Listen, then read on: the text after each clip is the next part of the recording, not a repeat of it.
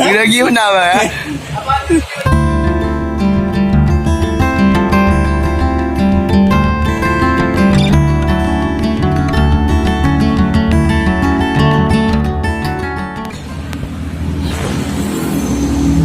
Gimana guys?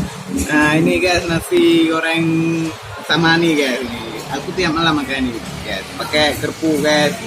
Ini apa ini? Ikan ini ikan apa bang? Ikan sure. Ikan sure ya. Ikan sure. Ini ikan sure bang. Ikut makan.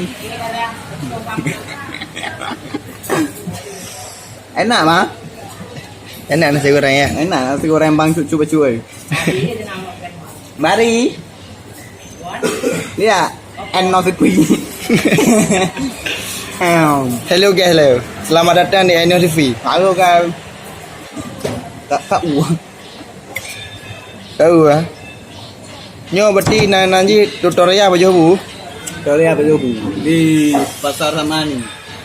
Kalau boleh tahu bang, kan nih menunya apa bang? Hah? Tujuh buka. Dadar, pakai ayam lagi, apa lagi balik? Mata sapi, mata lembu, kau mantin, kau kering, ada juga guys. Pulau. Jadi apa nama nasi ini ya? Nasi goreng cinta ibu.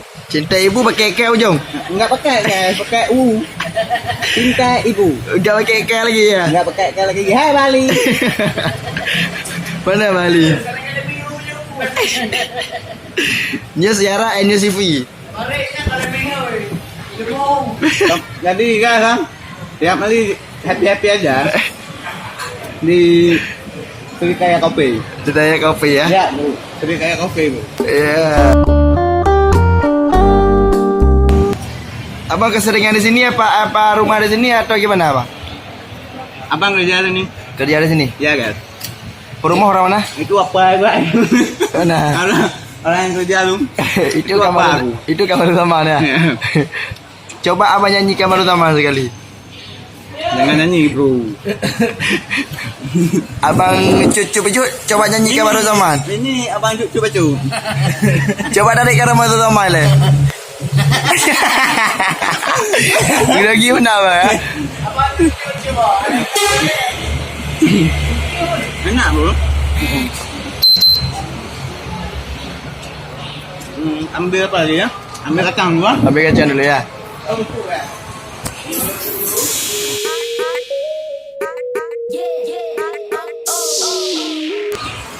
Nih tambah ini lebih enak lagi bro. Nih Apa itu?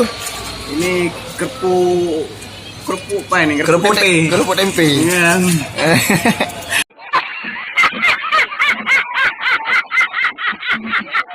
Buatan adik siapa itu? Hah? Buatan siapa? Buatan adik cantik itu apa namanya? Adik ada adik Rifka apa? Coba tanya adik di sini mau. Hai kawan-kawan, kalau kalian jumpa sama Hani yang lupa makan nasi ya. Nasi goreng Bang Ari Cucu Bacu. Namanya Bang Ari Cucu Bacu.